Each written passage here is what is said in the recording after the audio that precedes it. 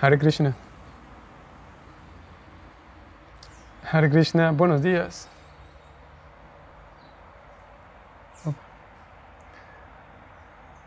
Estamos hoy en viernes 25 de septiembre. Bienvenidos.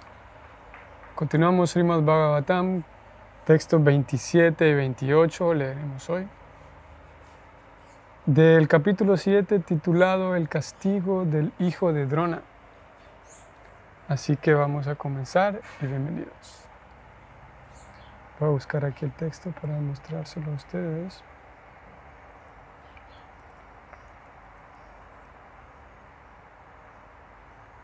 Uno 7:27. Om Namo Bhagavate Vasudevaya. Om Namo Bhagavate Vasudevaya. Om Namo Bhagavate Vasudevaya.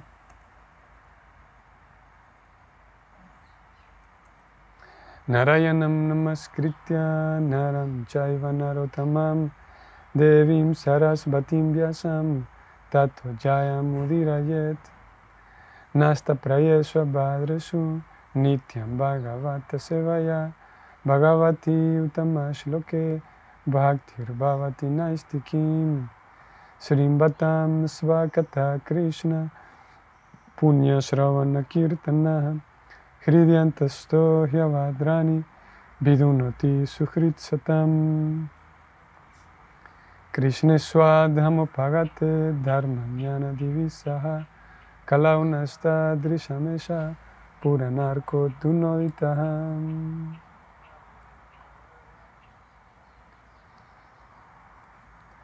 Muy bien.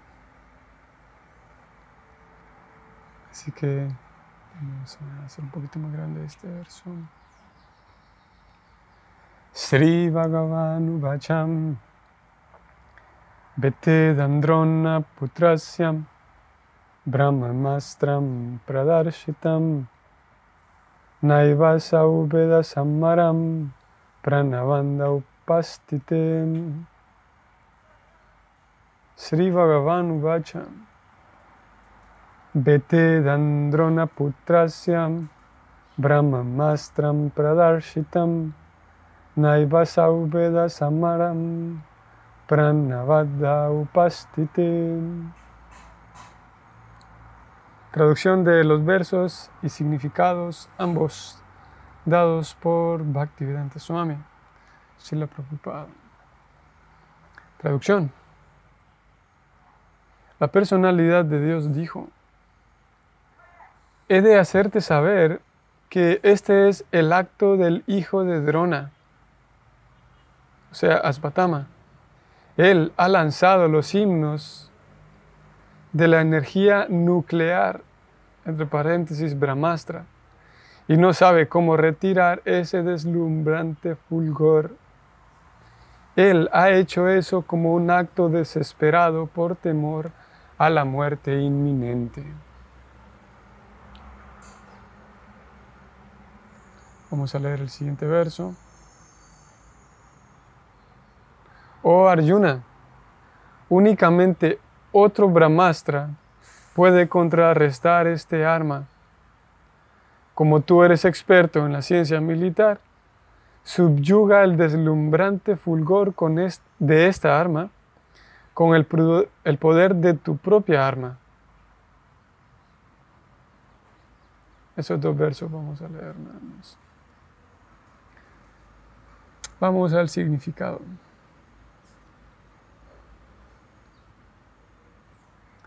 El Brahmastra es similar a la moderna arma nuclear que se manipula mediante la energía atómica. La energía atómica actúa enteramente sobre el principio de la combustión total y el Brahmastra actúa también de la misma manera. Este último, el Brahmastra, crea un calor intolerable, similar a la radiación atómica. Pero la diferencia entre ellos estriba en que la bomba atómica es un tipo burdo de energía nuclear, mientras que el Brahmastra es un tipo sutil de arma, producida mediante el canto de himnos. Ello constituye una ciencia diferente y en los días de antaño se cultivaba esa ciencia en la tierra de Bharatavarsa. La sutil ciencia del canto de himnos es también material. Pero los modernos científicos materiales aún no la conocen. La ciencia material sutil no es espiritual, pero tiene una relación directa con el método espiritual, que es aún más sutil. Un cantor de himnos sabía cómo aplicar el arma y también cómo retirarla. Eso era conocimiento perfecto. Pero el hijo de Dronacharya, quien hizo uso de esa ciencia sutil, no sabía cómo retirarla. Él la aplicó temiendo su muerte inminente y por eso la práctica no solo fue impropia, sino también irreligiosa. Siendo hijo de un brahmana, no debió haber cometido tantos errores. Por esa crasa negligencia del deber, había de ser castigado por el propio Señor. Vamos a leer el significado del 28 también. No existe ningún arma contraria para neutralizar los efectos de las bombas atómicas. Pero la acción de un brahmastra puede ser contrarrestada mediante la ciencia sutil. Y en esos días, aquellos que eran expertos en la ciencia militar podrían contrarrestar el brahmastra. El hijo de Dronacharya no conocía el arte de contrarrestar el arma y por consiguiente se le pidió a Arjuna que la contrarrestara mediante el poder de su propia arma.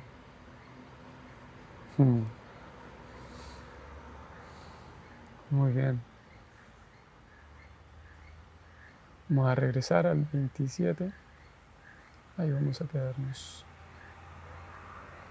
Om Gyanati Mirandasyam Jananjana Shalakaya Chakshurun Militan Yena Tasmai Sri Gurave Namah Sri Chaitanya Manovistam Stapitam Yena Bhutale Swayam Rupa Kadamahyam Dadati Swapadantikam. He Krishna Karuna Sindhu Dinavando Jagat Patil Gopesha Gopika Kanta Radha Kanta Namostute Tapta Kanchana Gaurangi Radhe Vrindavaneshwarim Vrishavanu Sute Devi Pranamami Hari Priye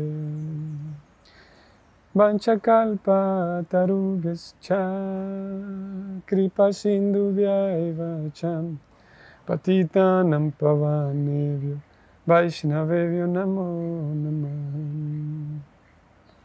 Nama Om Vishnu Padaya Krishna Prestaya Bhutale Srimate Bhaktivedanta Swami Niti Namine Namaste Sarasvati Deva Gauravani Pracharine Nirvishesha Sunyavadi Paschatya Shatarine Sri Krishna Chaitanya Prabhu Nityananda Sri Advaita Gadadhara Sri Vasadi Gaura Bhakta Vrinda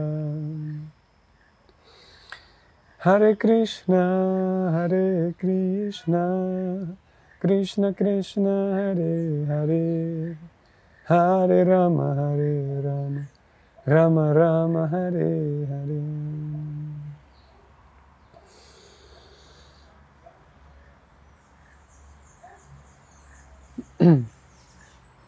Ok. Hare Krishna. Bienvenidos. Hoy dijimos, estamos el 25 de septiembre. En un viernes 25 de septiembre. Y tenemos un par de versos Son 2 versos, 27 y 28, los cuales nos regalan un par de datos interesantes que vamos a intentar mencionar, intentar discutir, que también son, aparte de interesantes, son relevantes a nuestra vida actual, a la situación social en la cual nos encontramos y algunas otras cosas, algunos otros detalles también, más de carácter técnico y no tanto práctico, pero igual interesantes. Así que vamos a ver el contexto. Asvatama disparó este arma llamado Brahmastra. Brahmastra. Y movido por el miedo, dijimos, ¿no? Porque vio que Arjuna ya venía sobre él. Así que él sabía cómo activar este arma, pero no cómo controlarlo ni cómo retirarlo. Y estaba causando. Esto llevó a que Arjuna, al ver el destello grande y cada vez más creciente, él mismo temió en un momento, temió por su propia vida y pensó que ya era el fin. Así que aquí, llegados a este punto, hace falta mencionar un par de cosas también a forma de corrección, porque hace un par de días yo mencionaba que Arjuna, cuando se decidió ir detrás de Asvatama, parece ser que Krishna iba con él también. Hace algún par de días, cuando yo relataba esta parte de la historia, yo mencionaba que Arjuna iba solo, pero aquí estamos viendo que Krishna está con él. Así que vamos a corregir esa parte. Arjuna iba acompañado de Krishna. Y ahora aquí los encontramos a los dos hablando, conversando entre sí. Y Krishna diciéndole a Arjuna que actúe de tal y cual manera. Así que Krishna estaba ahí con él. Ese es un punto por aclarar.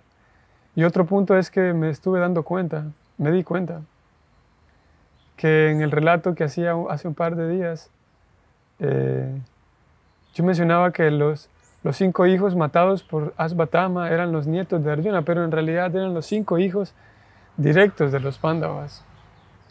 Eran directamente hijos de los Pándavas y de Draupadi. Y aquí había algo que yo estaba mezclando. Y la mezcla que yo estaba haciendo es que el nieto de los Pándavas, aquí sí viene, el nieto de los Pándavas que aún no había nacido, que estaba en el vientre de Uttara, y él sí era un nieto de Arjuna. Parikshit, él sí era un nieto de Arjuna, hijo de Abhimanyu. Pero los 5 hijos matados, los 5 hijos muertos a manos de Asvatama, sí eran realmente hijos de Draupadi, pues era Draupadi la que estaba llorando, y eran hijos de los Pándavas. La relación que había entre Parikshit, ahí sí era relación de nieto de los Pándavas, específicamente nieto de Arjuna, hijo de Abhimanyu. Posiblemente haya, quien conozca la historia, posiblemente haya quedado esperando una corrección aquí. Y curiosamente Abhimanyu, el hijo de Arjuna, podemos iniciar allí. Creo que estamos bien, ¿no? Sí.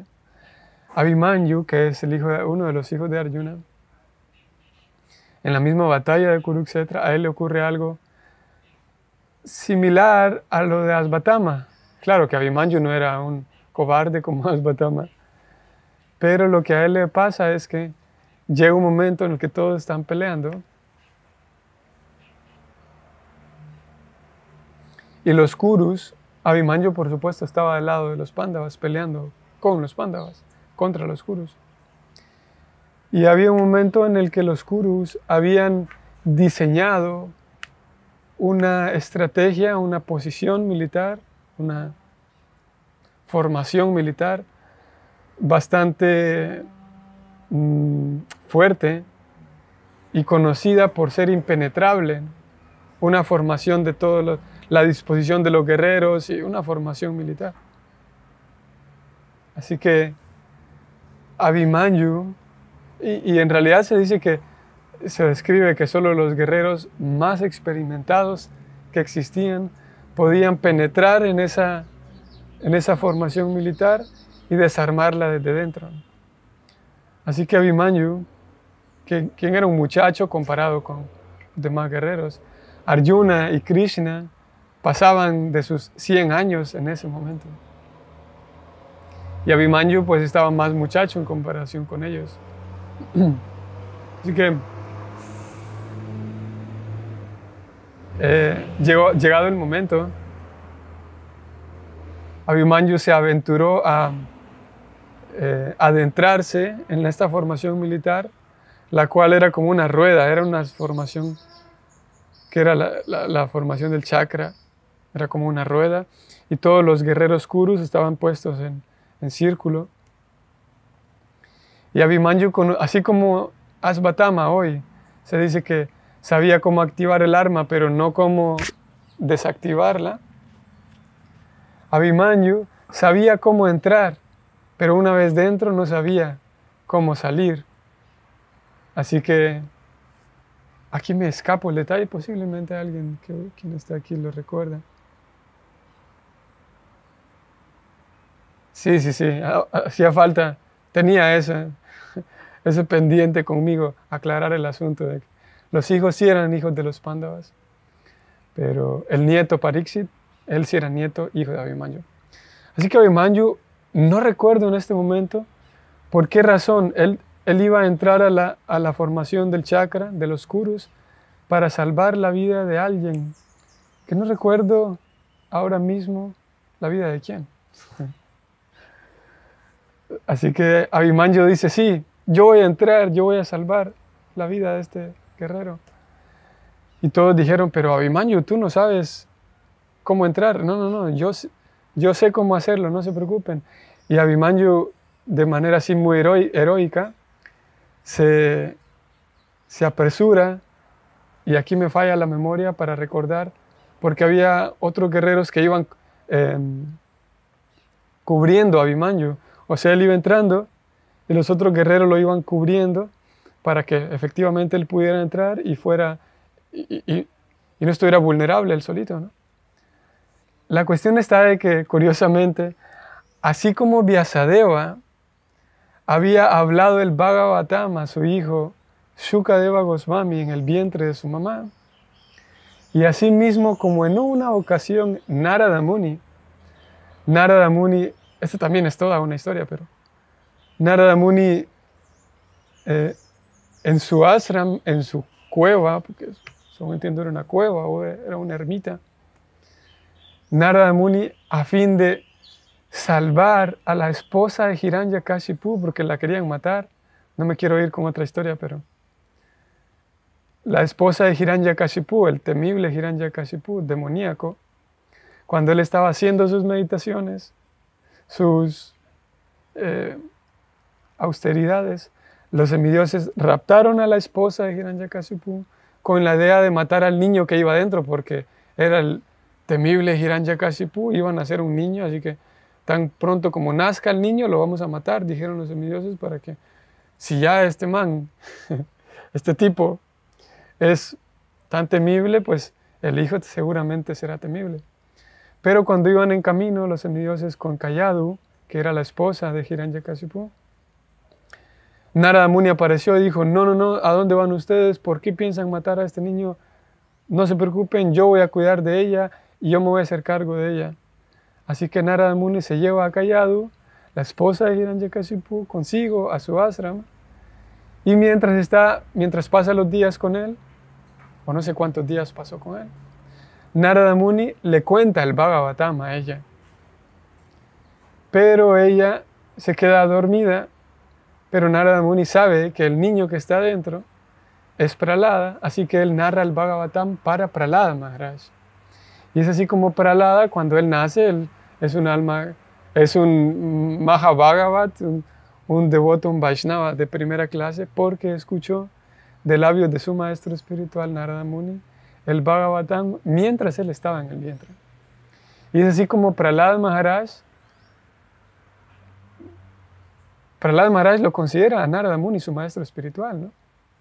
Y si nosotros vemos la historia de Prahlad Maharaj, cuando él tenía 5 años, él le habla a su papá del servicio devocional y todos se preguntan, ¿de dónde es que este niño sabe todas estas cosas? Si él solamente iba a la escuela y al palacio, a la escuela y al palacio, y nadie más veía que Prahlad hablaba con alguien más. Nadie veía que Prahlad hablaba con alguien.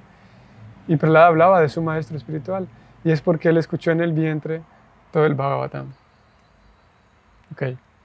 Similarmente, aquí lo encontramos volviendo al terreno, al campo de batalla. Aquí está Abhimanyu que dice, sí, yo voy a entrar a esa chakra, sí, la formación del chakra. Y todos dicen, pero ¿cómo vas a hacer, Abhimanyu? Si para entrar a ese chakra solo los más grandes guerreros pueden hacerlo. Y es que él tenía la experiencia de cómo entrar porque su papá en una ocasión, su papá es Arjuna, su papá en una ocasión se puso a contarle a su esposa, sí, su papá se puso a contarle a su esposa, Draupadi, cómo diferentes tácticas militares, y en una de esas historias Arjuna contó cómo entrar a la famosa formación del chakra. Era algo así que era súper, no era cosa menor, pues. Así que Arjuna, por inspirado que estaba ese día, se puso a contarle toda la ciencia militar, tal vez no toda, pero a contarle historias de guerras a Draupadi. Draupadi quedó dormida, pero el niño que estaba dentro de Abhimanyu estaba escuchando toda la historia. Pero antes de que quedara dormida, la cuestión está de que Arjuna estaba contando cómo entrar al chakra, a la formación del chakra, que era, como digo, algo muy grande. Pero ella quedó dormida, así que Arjuna dejó de hablar. Así que Abhimanyu sabía bien cómo entrar, pero su papá no había alcanzado a contar cómo salir del chakra. Así que Abhimanyu aquí estaba decidido. Él sabía que no sabía, era consciente que no sabía cómo salir, pero aún así la situación lo ameritaba. Abhimanyu fue, sabía cómo empezar pero no cómo terminar. Así que ya dentro de la formación del chakra, como su nombre lo dice, el chakra es una rueda. Los Kurus lo dejaron entrar, y bueno, no es que lo dejaron, sino que él también era formidable, logró entrar y logró matar a muchos, pero dentro del chakra, como era una rueda, como digo, este fue un día muy trágico para Arjuna porque murió su hijo Abhimanyu, quien es el papá de Parikshit. Fue un día muy fuerte para Arjuna porque era muy querido para él, Abhimanyu. Y la forma en que lo mataron fue muy desleal también. Fue muy desleal es la palabra, porque todos los Kurus lo dejaron entrar, ok, pero adentro lo mataron entre varios, cosa que era una cosa impensable. Un guerrero de verdad, un hombre de verdad no hacía eso. Y eran códigos que se observaban entre ellos. Así que se describe como había diferentes niveles de guerreros que, de acuerdo a su capacidad y su experiencia, y al pobre Abhimanyu lo agarraron entre varios. Lo común era que por lo menos pelearan uno a uno, pero para divertirse ellos, y de manera así muy, ¿cómo es la palabra? Muy lujuriosa, en el sentido muy morbosa, no encuentro la palabra, aparte de cruel, pero así como con esa lujuria, con ese morbo, así como se habla de los gatos, que son los depredadores más crueles, que juegan con su presa. Ellos, en una forma similar, estaban jugando con el pobre Abhimanyu, quien nunca mostró su temor y siempre peleó hasta lo último, pero lo tomaron entre varios. Y no solamente entre varios, sino que él mismo, por ser joven como era, ni siquiera podía pelear a la altura de los más grandes. Y aquellos que lo tomaron entre varios fueron los más grandes, los Maharatis, era el nombre que recibían. Los Maharatis, que Abhimanyu no estaba al nivel de los Maharatis. Un Maharati podía pelear, si no, aquí los números no los recuerdo claros, pero un Maharati podía pelear no sé con cuántos miles de soldados a la vez, una cosa así. Y Abhimanyu no estaba al nivel de un Maharati, pero entre muchos Maharatis del bando Kuru lo agarraron y lo mataron. Y jugaron con él de manera muy fea. Y Arjuna, al contarle a él cómo habían jugado con su hijo y lo habían matado y lo habían humillado de tal manera, Arjuna creció en él el deseo principalmente de ir por Karna, porque ellos tenían ahí una rivalidad curiosa. Así que Arjuna dijo en un momento, yo no sé, pero yo voy a matar a este tipo, Karna. Y él iba sobre Karna. Así que mañana, si no se ha puesto el sol, yo mismo hago el voto de que mañana, porque cuando se ponía el sol terminaba la batalla, sonaba la caracola, la batalla terminaba y ya nadie podía usar ningún arma. Otro código Kshatriya que era que en la noche no se peleaba. Así como no se daban golpes bajos, dijimos hace unos días. Tampoco se peleaba siempre 1 a 1. Si estaban peleando con espadas, si un guerrero perdía la espada, el otro voluntariamente tiraba su espada para pelear con flechas. Si alguien estaba en el carruaje, pero su carruaje se destruía, pues el otro guerrero se bajaba de su carruaje para estar siempre al nivel. Eran parte de los códigos kshatriyas. Así que Arjuna dijo, si mañana llega la puesta del sol y no he logrado matar a Karna, yo mismo hago el voto aquí ante todos, escúchenme, yo mismo me voy a prender fuego. Voy a incendiar, voy a prender una pira, una fogata y me voy a meter allí. Porque el hombre estaba, por un lado, ya tenía una rivalidad con Karna, y Karna más bien tenía ahí una onda así fuerte con Arjuna, un tipo de envidia, describen los textos. Y Arjuna, al darse cuenta de cómo habían matado a su hijo, y bueno, por otras cosas también, pero eso fue lo que más le dolió a Arjuna. Por un lado, el dolor de haber perdido a su hijo, y por otro lado, el saber cómo lo habían matado. Así que Arjuna dijo, yo no sé, pero voy por Karna mañana. Y ese es otro pasatiempo, que otro día tal vez lo hablaremos. Pero esa fue la situación de Abhimanyu, que no sabía cómo, una vez iniciado algo, terminarlo. Aquí encontramos a Asvatthama, que iniciado el Brahmastra no podía detenerlo, así que Krishna, ahora sí vamos al verso. Krishna le dice a Arjuna que, te informo, Arjuna, que este es el acto de hijo de Drona, porque Arjuna ni siquiera tenía en mente de que tal vez Arjuna no sabía que era un arma que había activado Asvatthama. Así que Krishna, primero que nada, le dice, sí, este es Asvatthama quien lanzó el arma. Él ha lanzado los himnos de la energía nuclear Brahmastra y no sabe cómo retirar ese fulgor. ¿Estoy en el 28 o 27? Él ha hecho esto como un acto de desespero por temor a la muerte inminente. Vamos al significado, que hay un par de cosas curiosas acá. Prabhupada dice que el arma nuclear, este Brahmastra, es similar a la moderna arma nuclear que se manipula mediante la energía atómica. Básicamente es que, al menos la energía nuclear, funciona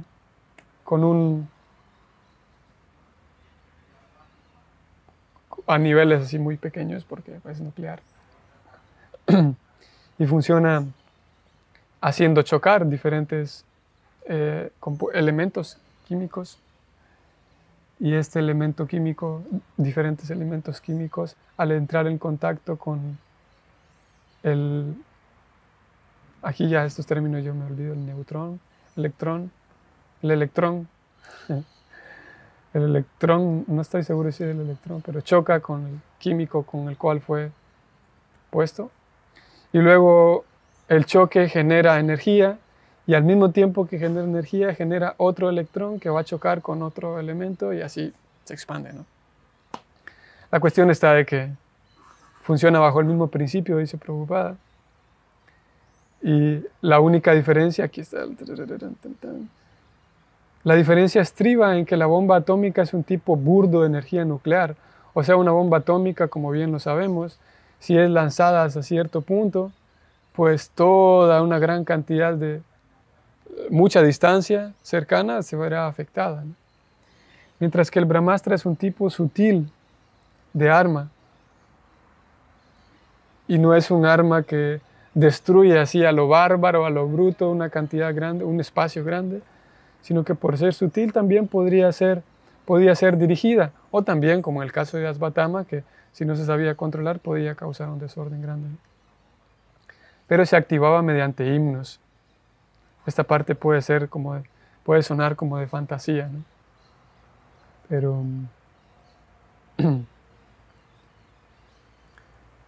aquí podemos detenernos un momento y nosotros mismos, el escuchar de que estas armas se producían mediante el canto de himnos, el canto de mantras, que como digo puede sonar fantástico, de mitología incluso, de fantasía. Pero si lo pensamos bien, hoy en día nosotros tenemos accesibles ciertas cosas, ciertos restos del pasado que siguen siendo un misterio y que por fortuna tenemos evidencia de ello para poder ir y ver y tocarlo y verlo y darnos cuenta de que no hay explicación y siguen muchos investigadores durante décadas y décadas siguen rompiéndose la cabeza cómo fue que esto ocurrió. Podemos hablar ¿de qué podríamos decir? De las pirámides, las construcciones incas, mayas, que cuando vamos y nos ponemos frente a ellas, incluso nosotros que no tenemos conocimiento, si no tenemos conocimiento arqueológico, por ejemplo, ya de entrada es enigmática la respuesta, ¿cómo hicieron para construir esto? Incluso teniendo conocimiento arqueológico y todo lo demás, el enigma sigue siendo a veces mayor. ¿Cómo hicieron para construir esto? Tienen que haber utilizado otra tecnología. Esa es la única respuesta. Y no solamente de estas construcciones antiguas. Pensemos, por ejemplo, vamos al Renacimiento mismo. El Renacimiento, esto fue en 1500, 1600. Los mayas, muchos años atrás, miles de años atrás, pero vamos a las esculturas, por ejemplo, las esculturas en Europa en el Renacimiento. Que nos responda un artista plástico hoy en día, un escultor. Creo que tengo la fortuna de mostrar esa imagen, si la puedo mostrar aquí, ¿no? Ahora lo vamos a ver porque una imagen vale más que 1000 palabras, dice el dicho. Para quienes están viendo, tenemos la Estatua de la Libertad, ¿no? Que fue construida con concreto, ¿no? Con cemento y todo lo demás. Y es más de nuestra era.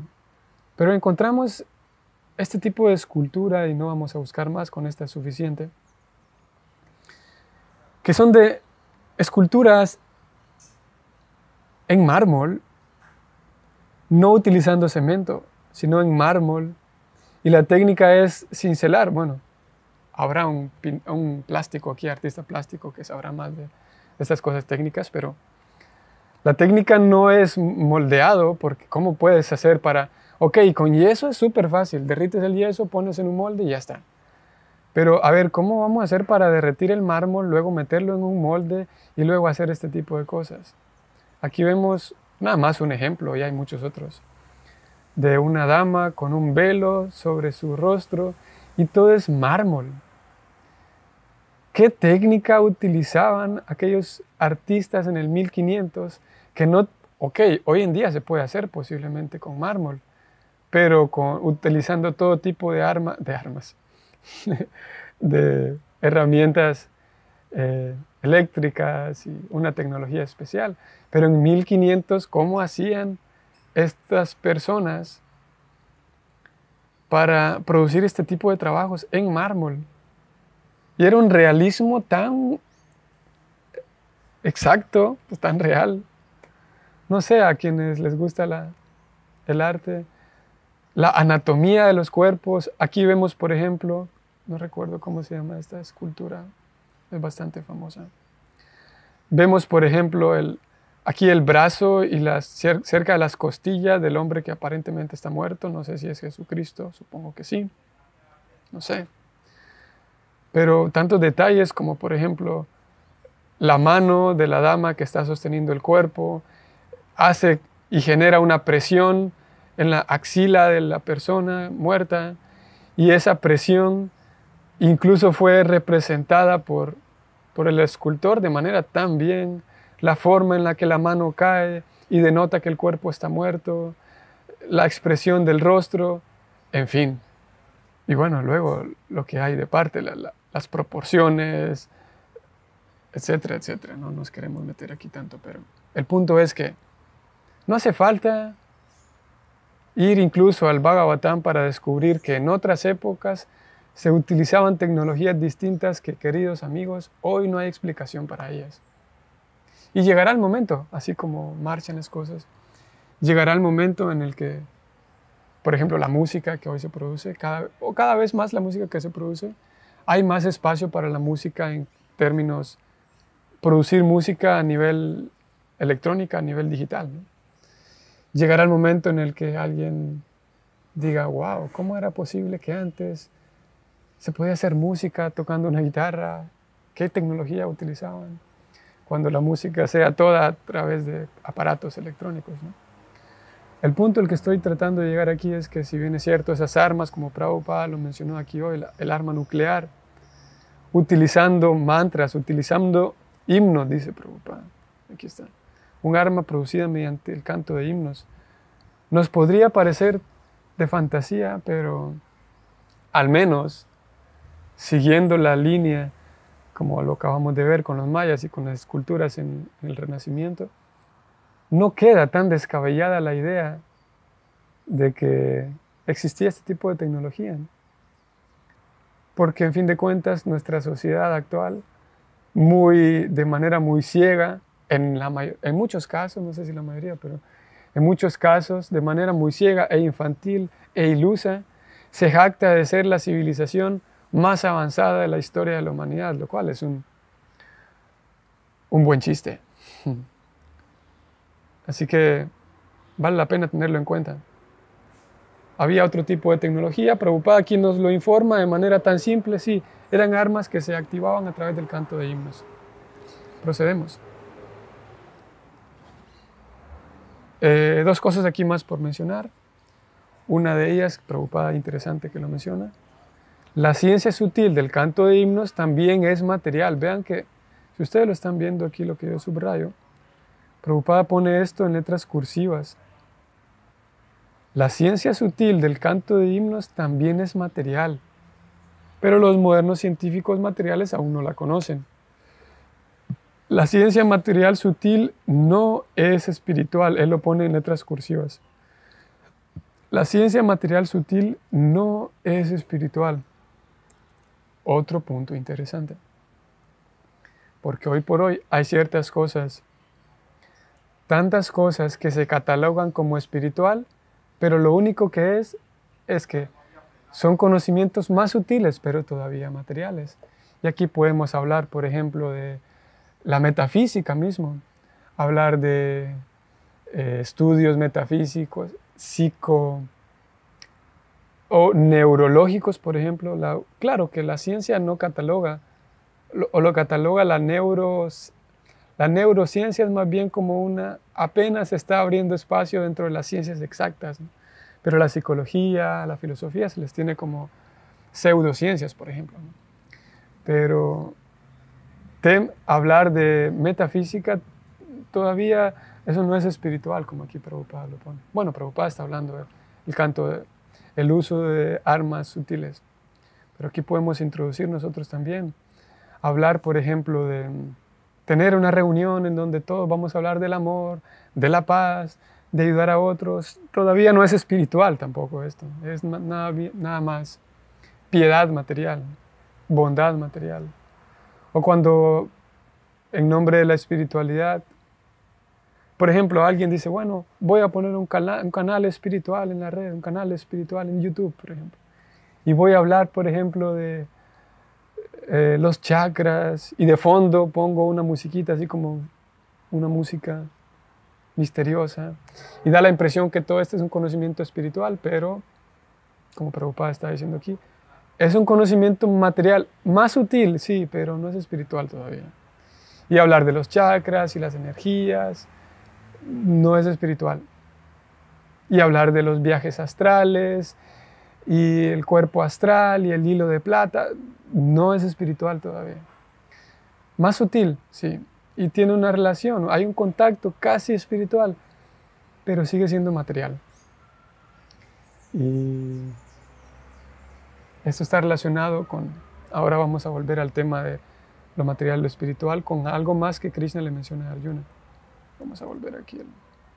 Vamos al siguiente verso, que es aquí donde encontramos a Krishna diciéndole a Arjuna, oh Arjuna, únicamente otro Brahmastra puede contrarrestar este arma. Como tú eres experto en la ciencia militar, subyuga a este arma con tu propia arma. Krishna le dice a Arjuna, como tú eres experto, tú puedes detener este arma, ¿no? Gracias a que tú eres experto. ¿Qué pasaría si Arjuna no fuera un experto guerrero? No, pero no. Arjuna, siguiendo bien su dharma como guerrero, se había capacitado lo suficiente como guerrero. Y en contraste con Asvatama, vean lo que Prabhupada dice aquí. Asvatama aplicó este arma temiendo por su muerte. Y por eso la práctica no solamente fue impropia, sino que también fue irreligiosa. Fue una práctica, ¿por qué irreligiosa? O sea, adharma. ¿Por qué irreligiosa? Porque él, no pensando en el bienestar de los demás, lanzó este arma, no importa que se mueran todos, pero yo quiero seguir con vida.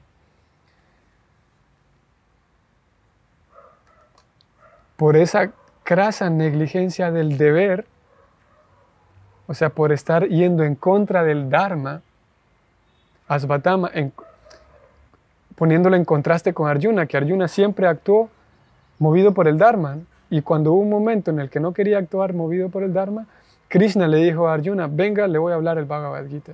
Siga bien el Dharma, su Dharma es pelear por la justicia. Y aquí hay personas locas, retorcidas de su corazón y de su mente que se van a quedar con el reino y van a hacer sufrir a un montón de gente. Así que usted es un guerrero que pelea por la justicia. Vaya y para el bienestar de todas estas personas pelee, quédese con el reino y reine de manera justa para el bienestar de todos. Así que el Dharma para todos, ya sea Arjuna hace 5000 años y nosotros aquí en 2020, un aspecto central del Dharma es que el Dharma siempre piensa en el bienestar de los demás y el bienestar propio, por supuesto.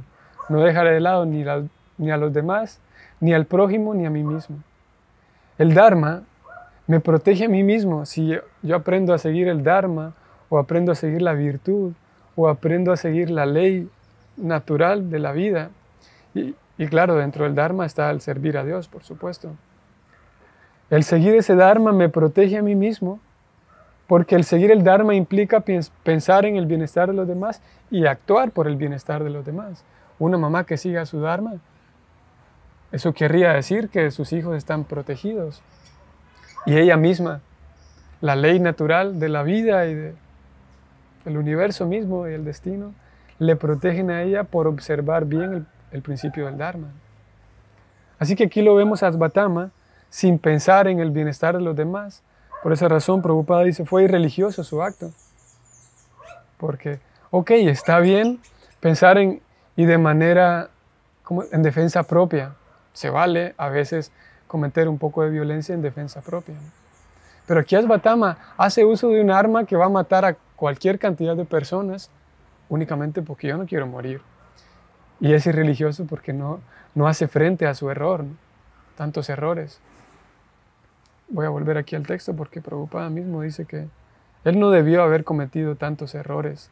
No quería hacer frente a sus errores.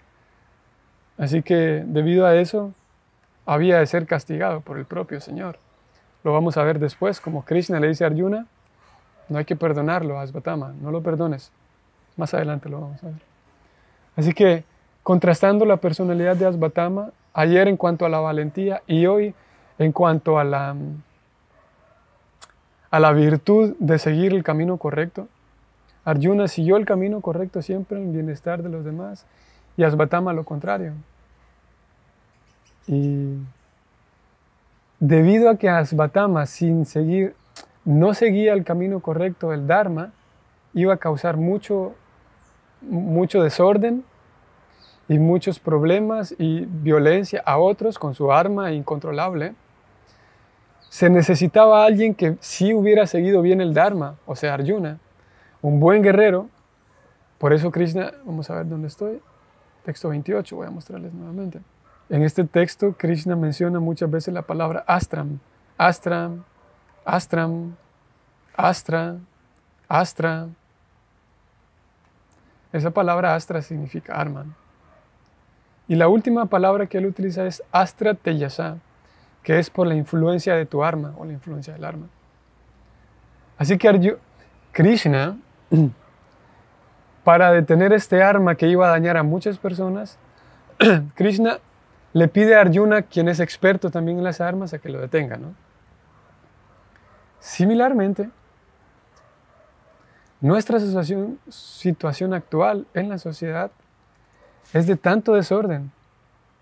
Cada vez más las personas crecen, los niños pues, los adolescentes crecen,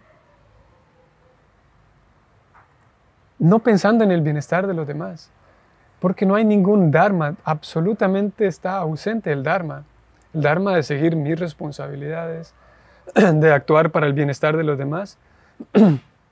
Y las personas siguen únicamente el estilo de dañar a otros, consciente o inconscientemente. Si todos somos enseñados, entrenados a seguir la virtud, a seguir el Dharma, y este Dharma implica seguir mi vocación, mi virtudes, mis tendencias, mi naturaleza, sí, y por supuesto un camino dentro de la ética y la moralidad, todo esto entra en la categoría de Dharma. Y si todos somos entrenados a seguir el Dharma, naturalmente habrá una sociedad menos en problemas. El detalle es que todos somos asvatamas, que estamos lanzando bombas nucleares, no solamente nucleares, pero todos estamos lanzando problemas y causando daños a otros, sin saber cómo, incluso es tan cruel nuestra situación que incluso no sabemos comunicarnos apropiadamente y una palabra, solamente a través de las palabras, causa tanto dolor a otros. Incluso mi comunicación, la comunicación hacia conmigo mismo. Y muy como Asvatthama, que lanza un arma que daña a tantos, toda la sociedad, sin necesidad de lanzar armas como guerreros, pero se daña entre sí por no conocer el Dharma, o no conocer cómo vivir de acuerdo a la virtud. Y para detener la situación en la cual toda la sociedad lanza armas para dañar a otros, se requiere alguien experto que detenga eso, así como Arjuna. Y si hay una situación caótica de tanta ignorancia por toda la sociedad, lo que se requiere, como ya lo dijimos hace unos días, y ese es nuestro aporte, es un arma conocida como el conocimiento, educación. Se requiere educación para poder detener la situación tan en ignorancia que vive la sociedad, porque hacemos uso o recurrimos a tantos métodos no éticos que dañan a otros, y yo sé que esto daña a otros, pero no sé si sea su caso, espero que no. Hay diferentes casos, por supuesto, pero incluso hay personas que recurren a tomar decisiones no éticas, pero es que no les queda otra, porque pierdo mi trabajo, porque, en fin, suficientes, y hay casos y casos. Personas que sí, de mal corazón y de manera así cruel y de mal corazón, toman decisiones que van a dañar a otros. Y hay otros que se ven forzados a tomar ciertas decisiones porque es que si no hago esto, pues pierdo mi trabajo, mi familia y todo lo demás. Y es una situación de caos debido a la ausencia del Dharma. Y la ausencia, de vuelta, el Dharma implica conocer la ética, la moralidad, conocer mis virtudes, mi vocación, actuar de acuerdo a ellas. Y en fin, asvatamas lanzando armas por todos lados y nadie sabe cómo detener. Es fácil, muy fácil. Esto lo dijimos hace algunos días cuando hablábamos de Bhagavad Gita. Hablábamos del habla. Es muy fácil decir, sí, yo soy de aquellas personas que dicen la verdad en la cara. Sí, a mí me gusta decir la verdad en la cara. Ok. Preguntémonos si ustedes son de esas personas, queridos Vaishnavas. Ustedes y yo, es algo en lo que yo también trabajo. Si yo me jacto de decir, si yo digo las verdades en la cara, también he aprendido a decir perdón en la cara de los demás. También he aprendido como un caballero y como una dama a decir, perdón, me equivoqué. Disculpa, tenías razón. No me di cuenta, estaba mal en esto, perdona. Eso hace falta también. No solamente el falso orgullo de decir, sí, yo no tengo amigos porque siempre digo la verdad. Bueno, aquí estoy hablando ya de cosas subjetivas, esta es mi impresión. Pero me da la impresión, esto ya es terreno subjetivo, me da la impresión de que, y según mi experiencia, cada vez que escucho, y bueno, yo en algún momento utilizaba eso, tal vez no tan frecuente, pero yo no tengo amigos porque siempre digo la verdad. Tal vez no tienes amigos porque te falta o nos falta aprender a decir esta otra parte de la verdad. Perdona, disculpa cuando me equivoqué. ¿Sabes qué? Perdona, no quise decir esto, pero lo dije. Tal vez pierdo un montón de amigos porque digo tonterías y después, no sé, como Asvatama, lanzo un arma así tremenda y sí, él ya no me habla porque lancé un arma tremenda, sí, pero ¿sabes cómo retirar esas armas? ¿Como Asvatama o solamente las tiramos por miedo a no aceptar nuestros errores como Asvatama? El hombre estaba ya uno tras otro, estaba metiendo la pata y como nos pasa a muchos con mucha frecuencia, recurrimos a más armas, más brahmastras. Pero se requiere, como Krishna Prabhupada dijo aquí, se requiere alguien experto para detener esas armas. Y aquí está el reto, el desafío para todos aquellos que estamos intentando, por un lado, no solamente cultivar una vida espiritual, pero ya vamos a hablar de la vida espiritual, pero ser seres humanos, ¿no?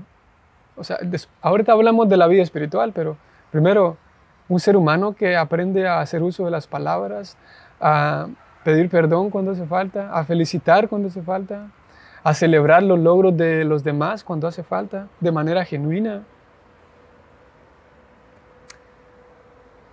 Y si somos también, por supuesto, una persona que está tratando de cultivar una vida espiritual, mucho más. Hace falta si de momento estamos más en la categoría de Asvatama, en la posición de Asvatama que en la posición de Arjuna, por esa razón necesitamos la compañía de Arjuna en nuestra vida para que me ayude a detener esas armas que incluso de manera automática yo las lanzo por pura programación, por puros, paradigmas programados que tenemos, o por puros, ¿cómo se llama esto? Son samskaras que de manera automática aprendo a tirar brahmastras a lo loco. Y necesitamos la vida de un Arjuna en nuestra vida, un Arjuna que me ayude a contener esas armas. Y ese Arjuna es el maestro espiritual. Es aquí donde vemos la presencia del maestro espiritual, cuando me doy cuenta que necesito aprender para eventualmente, gracias a ir siguiendo el Dharma, yo volverme un Arjuna, ¿no? En el sentido alegórico, pues, de que yo pueda volverme a alguien que siguiendo el Dharma pueda ayudar a otros y pueda ayudar a esta sociedad tan caótica, tan desordenada, a no hacerse daño más a sí misma. El último punto aquí de Krishna con Arjuna en relación a este, vean que Arjuna como un caballero, Krishna como un caballero que es, le dice a Arjuna lo siguiente, vean, es Asvatama el que ha lanzado este arma, Y Krishna no le dice a Arjuna, imagínense, están persiguiéndolo a Asvatthama porque acaba de matar a los chicos, ¿no? Y Krishna no le dice a Arjuna, sí, ese Asvatthama, sin vergüenza, ¿cómo se le ocurre? Asvatthama, mira lo que ha hecho. Krishna le dice a Arjuna, mira, Arjuna, Asvatthama liberó este arma, pero no es culpa de él, es que él lo hizo movido por el miedo. Miren lo que dice Krishna. Krishna es fantástico y qué suerte que Dios tiene sentido común y es un caballero, si no. Krishna le dice a Arjuna que él ha hecho eso como un acto desesperado, por temor a la muerte inminente. O sea, Krishna es consciente de que el pobre Asvatthama está asustado. Krishna no alimenta más el odio en Arjuna, si es que Arjuna tenía odio, aunque también era un guerrero capacitado. Y Krishna le dice, mira, es que el hombre está asustado, el pobre Asvatthama ha hecho esto por temor. Similarmente, una de las cosas que, queridos amigos, personalmente, yo rescato mucho y agradezco mucho de la persona de Prabhupada, es que Prabhupada es un activista y todo el tiempo está alertando, o mucho, no todo el tiempo, pero con mucha frecuencia está alertando de la locura de Kali Yuga. Pero contrario a muchos activistas, Prabhupada no trata de pelear contra los gobiernos, contra la sociedad materialista con odio. No lo vemos ese odio en Prabhupada. Diferente a, de vuelta, aquí estamos en terrenos subjetivos. Mi apreciación generalmente fue de que un activista, cuando hablaba de lo mal que está el sistema, siempre había odio en el corazón. Esa es mi apreciación. Posiblemente no haya casos, seguramente hay casos que son activistas, personas que son activistas, pero no con odio. Los casos que yo vi, sí. Así como Krishna le dice aquí a Arjuna, mira, detén ese arma, pero no lo hagas con odio, Arjuna, porque Asvatthama está movido por el temor. Él está movido por el temor a perder su vida.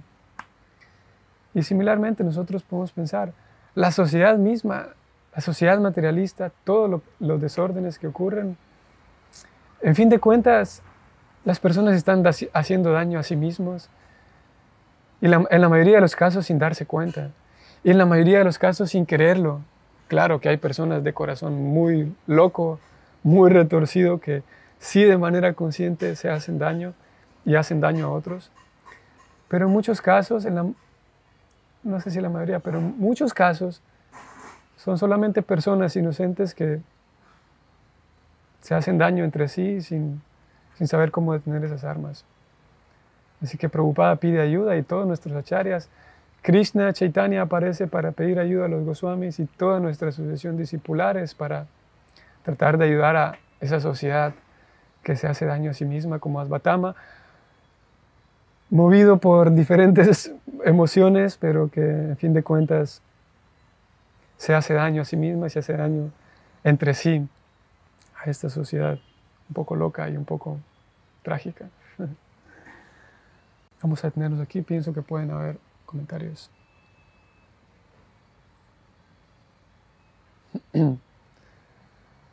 Es asombroso pensar que antes se usaba tecnología distinta.